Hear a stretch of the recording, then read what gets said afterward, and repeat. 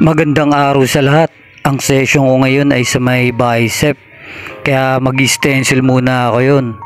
Wala mo ng freehand. Ang design nga pala na napili ng client ko ay floral tattoo. Bagay na bagay ito kay madam at sa mga titas natin dyan. Kaya simulan ko na agad ang sakitan. Sinimulan ko muna dyan sa mga masakit-sakit na lining. Tinapos ko muna yung mga bulaklak. At sinunod ko na rin dyan yung mga maliliit na butterfly. Yun ang request ng ating client. Kaya chill ka lang dyan madam. At ako nang bahala sa tattoo mo. At ikaw nang bahala sa tiis ganda. Ginamitan ko to ng needle na 7RL tsaka 15 Magnum. At okay na. Congratulations sa panibago mo na namang tattoo. Enjoy mo na yan. Enjoy ink. At pwede mo na yan irampa. At sana maging masaya ka sa bago mong tattoo. At sa mga nagbabalak at gustong magpa-tattoo dyan, mag-message lang po kayo.